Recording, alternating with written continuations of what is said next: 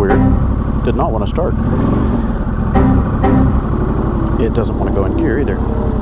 Well, that's a strange sensation. Look at this. Okay, happy Monday morning to you all. Today's January 9th. Getting a little bit of a late start out of the house this morning. It's 9:30, 9:45, something like that. Headed to the warehouse to continue the saga of clean out. I'm really hoping to make that a useful space by the end of this week. That is my goal. We'll find out if it happens. I've made some pretty good strides in there as far as organizing stuff.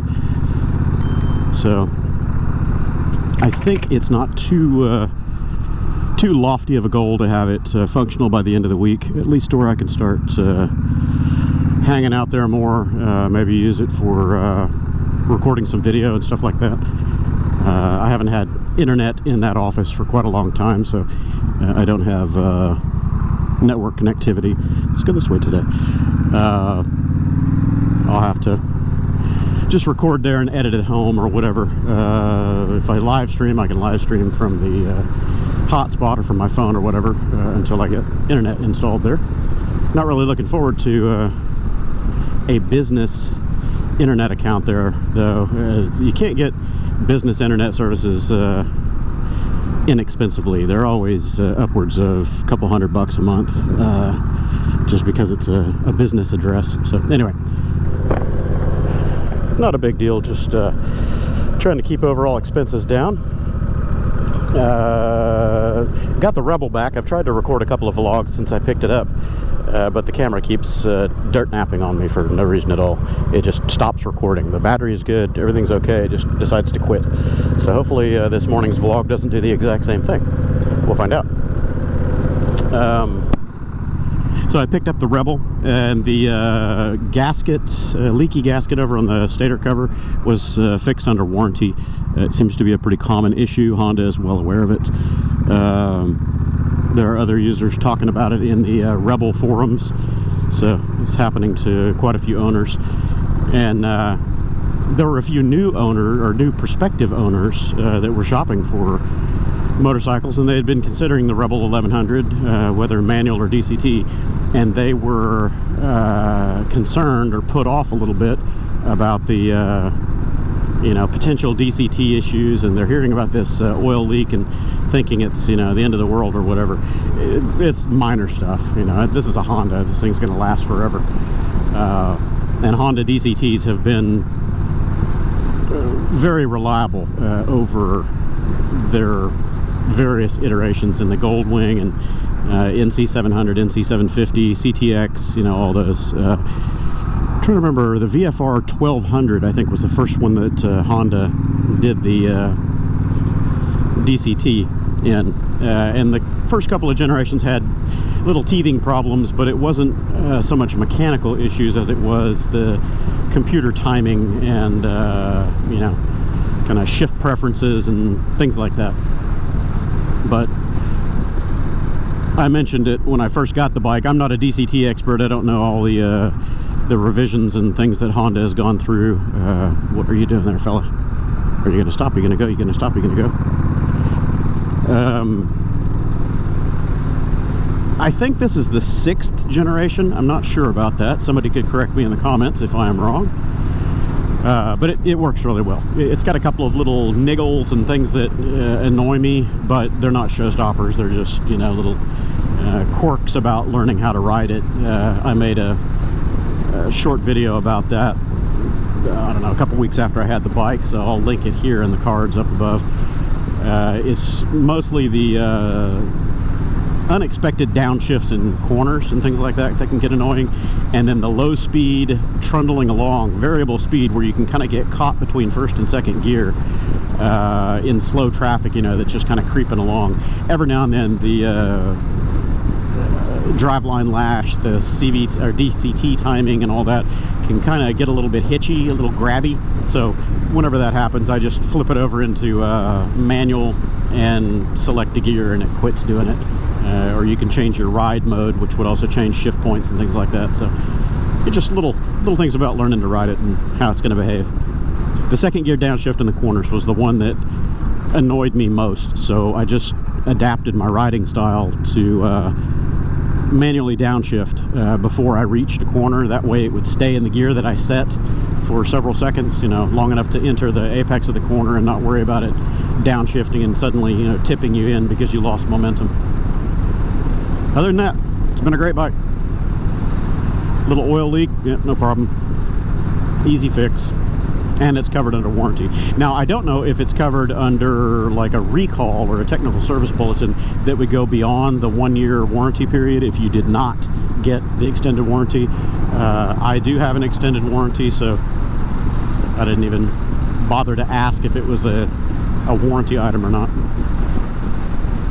It was fixed free of charge, so that's all I care about.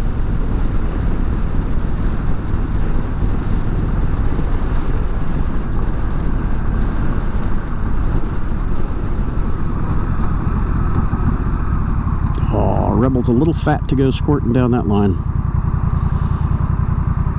The Cub could do it.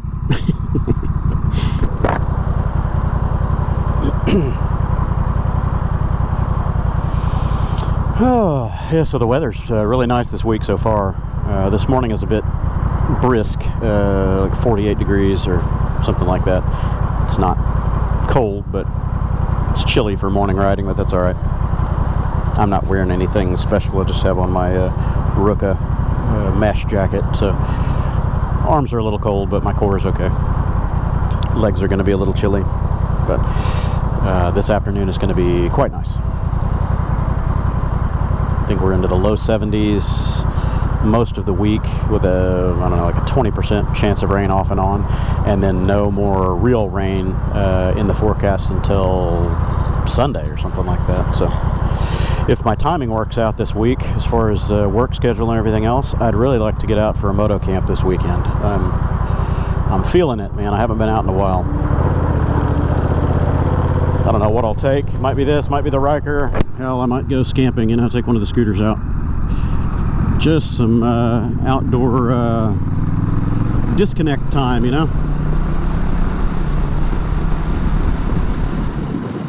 Forgot to mention I'm rocking the backpack the last few days because I haven't put the luggage back onto this, and I have a couple of GoPro Seeker backpacks, I think is what they're called. They're pretty good. They're narrow and they've got wide padded shoulder straps on them, so they're pretty tolerable for motorcycle riding, but they're not really motorcycle specific.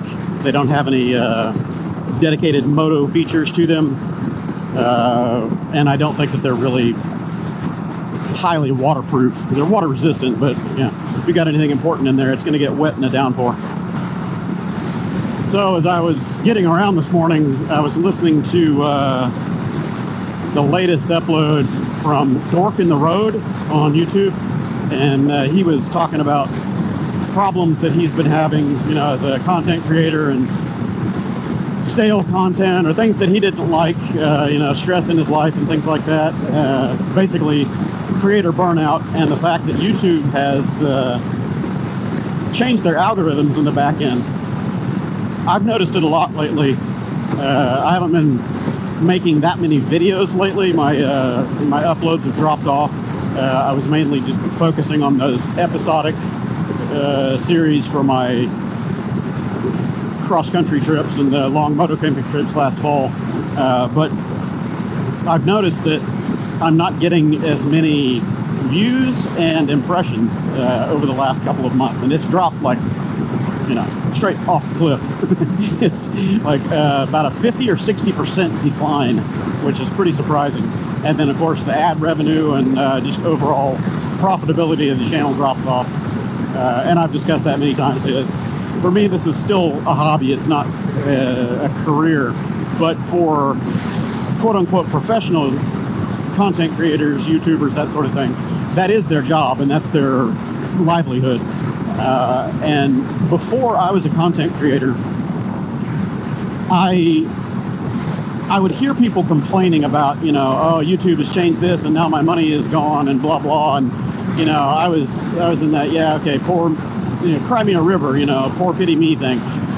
But after becoming a content creator, I get it. And it's a huge paradigm shift in thinking. And it's not about the greed or the, you know, the money per se. It's about the the effort that goes into creating the content. This is not a free enterprise. Yes, you are using someone else's platform to make money, but it's a symbiotic relationship that's a little bit lopsided. You are leveraging Google and YouTube's, oh my God, this guy's throwing rocks. Son of a bitch. Ah, fuck. He's throwing rocks everywhere. He's got gravel in his tires. They're bashing me in the legs. Son of a bitch. Anyway, where was I? Oh yeah, so you are using someone else's platform, but you're making them a lot more money than you're getting. So that profit split, one, there's no visibility into what they're really giving you. You have no idea what those back-end reports are as far as the impressions that they put out, the actual click-through, anything like that. You're just relying on their, you know, forthrightness, honesty, whatever you want to call it, to tell you what you're getting. Now, when things suddenly drop off into the toilet like they have lately, it makes you wonder if they're still placing the same number of ads and you're still getting the same number of impressions, or if it's, sorry, playing games with cages here that won't maintain their speeds. It makes you wonder if they're still getting the same click-through and the same ad placements, they're just not cutting you in for the same amount. I'm not saying that's what's happening, but it makes you wonder because you have no visibility into that back end, into the reporting. They give you analytics, but who's to say that those are the real numbers? You know, I don't know. Who knows? So back to the, you know, the pain lately for creators.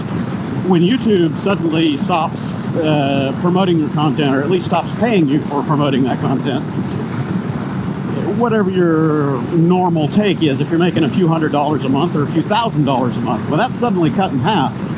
You have to start thinking, okay, well, what am I gonna, how do I want to continue working like this? Do I want to change my mode on the platform? Do I want to look for other forms of income, whatever? And it all boils down to, this is not a free enterprise. Time is money. So creating the content is a huge time vampire. I mean, I had no clue how bad it was until I started editing video, and I was, oh my God, it's just brutal. So, you know, I'll dump dozens of hours into something and publish the video, and whether it's interesting or not, I'll look back at it 2 weeks later, a month later, whatever, and I've made basically enough to go buy a hamburger. That's it. It's not a big, rich enterprise. So a lot of the content creators out there that are trying to do it as a profession, it hits them right square in the bottom line, man. Hits below the belt. So it's not uncommon for content creators to get more into the media influencer genre, where they are reviewing and recommending products and things like that, sponsored advertisements, preferential product placement, those kind of things. I get it, you know, I totally get it, and I don't necessarily begrudge them for that, but as long as they're honest about the content on, yes, I got this for free, or it was given to me to do a review, and, you know, I got it free, or they're paying me to do it. So at least you know what the motivations are, and there's no ulterior motive there. I still haven't done any sponsored stuff. I have a couple of things that are waiting. QuasiMotard has sent me 3 products that I need to do. They were just free. I'm not getting monetary compensation for them. It's just, you know, free product, do an ad, whatever. And I plan to give those away on the channel. I'm not keeping any of that stuff. So if they work, great. It's a good advertisement for QuasiMotard. If they don't work, okay, maybe they didn't work for me. They might work for somebody else. We'll see. But in the end of the day, I'm just giving them away to somebody. I'll give them away on live streams or something like that. Other sponsored advertising where you are doing an insert into your video, like, you know, talking about a product, or this is the sponsor of today's video. That's not for me, I don't think, at least not right now, because I'm not really approaching this as a business, as a moneymaker. But I don't know, it just depends on what it is, and if it's something that I could get behind and believe in, then yeah, I might do it. But otherwise, I'll leave that to the other content creators out there. Not my speed. Now, if Honda or somebody like that wanted to step up and sponsor a bike, I don't know, I might change my tune. Everybody's got their price, right? I wouldn't change it completely, though. I mean, if the bike pissed me off or did something it wasn't supposed to do, I'd still say it. I think that's kind of why a couple of the other, I won't mention any names, the other large manufacturers, that didn't work out. Brand ambassador kind of stuff and all that. I don't mind singing somebody praises if they're doing a good job, but I'm not gonna totally abridge my opinion. My silence and opinion can't be bought, and I'm going, dude. I don't care if you don't like it.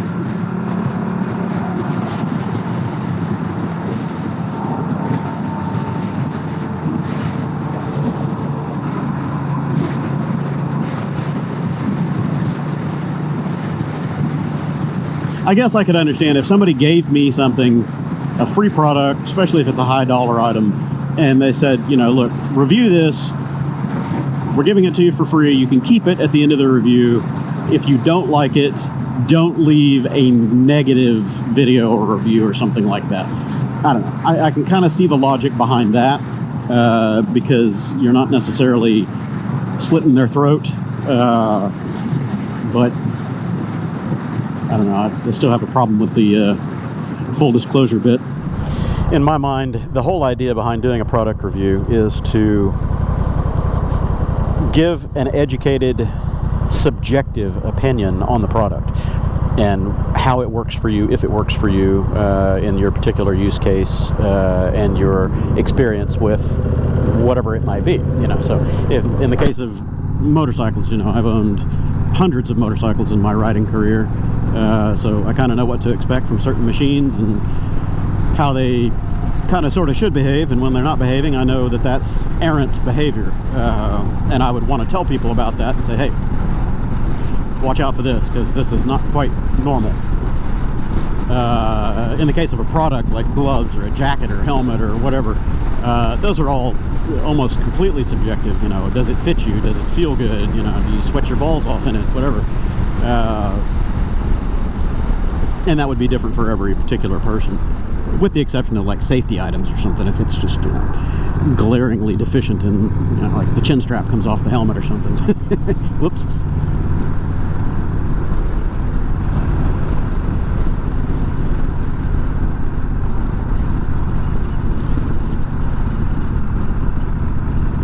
I've ridden by this place, driven by this place a bajillion times. This Pizza Fino right there. I got pizza there last Friday. It was quite good. I was not too disappointed at all. I got it wasn't the Greek, it was something else. Had gyro meat and tomatoes and basil, and they said it was halal, kosher, or whatever, so that's cool. It's very tasty. It wasn't cheap. It's like a $17 pizza, but pretty good. I took about half of it home, let my wife and daughter have the last, I don't know, it was 4 pieces of it or whatever. They said it was scrumptious. So probably go back there and eat today, maybe, if I get hungry enough. But I'm hungry right now, so that's why food came into my head. I think I'm gonna go over here to Whataburger and get a biscuit and well, like a sandwich, you know, breakfast sandwich, plus a full order of biscuits and gravy. I've been, nice car, holy crap.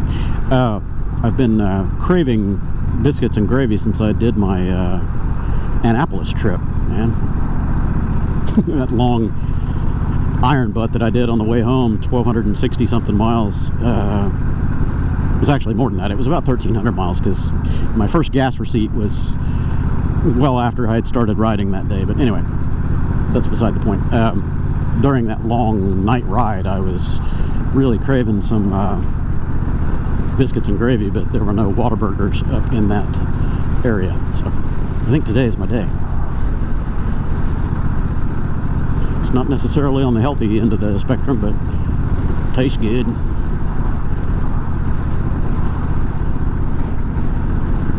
Ugh, jeez, those are bad.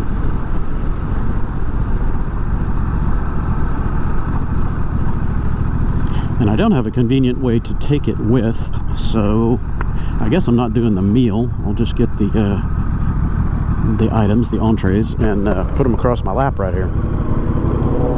Eeny, meeny, miny, no footer.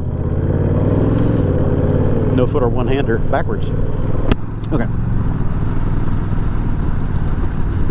The Rebel is so easy to ride slow, it pretty much stands itself up.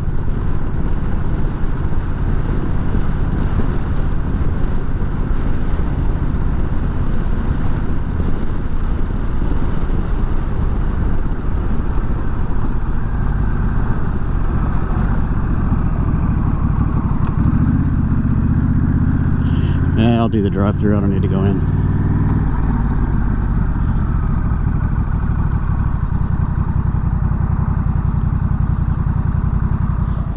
How can I help you? Good morning.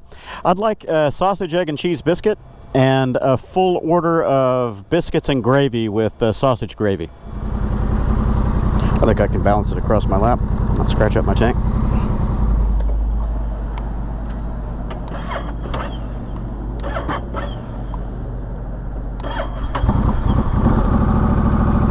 That was weird. Did not want to start. It doesn't want to go in gear either. Well, that's a strange sensation. Look at this. It didn't want to start, and it's not going in gear. And here I was talking about the reliability of the Honda. That's odd. Huh. I'll have to turn it off and try it again. Hello. Morning. Anything else? Thank you. Have a great day. You too. All right. Let's restart this thing and see what happens. It's a weird start routine. That has never happened before. And they didn't bother making this easy to handle, did they?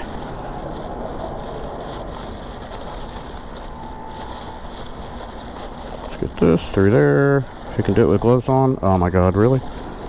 Really? Really? Hard to do when you can't feel anything. Okay, let's try this again. Get out of the way before that car gets here. Okay, key on. That was a better start. Yeah, goes in gear that time. That was weird. It was like it was binding on startup. The motor, I don't think it was the starter just running out of juice. It felt like it was just stopping because it was going, yeah, and it was a very abrupt stop. And then the start button wasn't doing anything, so the starter motor could not turn over any further. And then when it finally did start on that third try, it did not want to go in gear. Low speed, no feet. Can't use feet because the food. Yeah, so there's a DCT glitch for you, everybody. That was a weird deal. Keep an eye on that.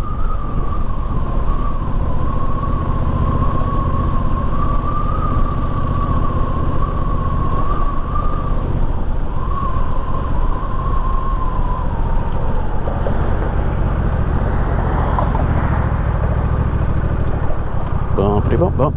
Ugh.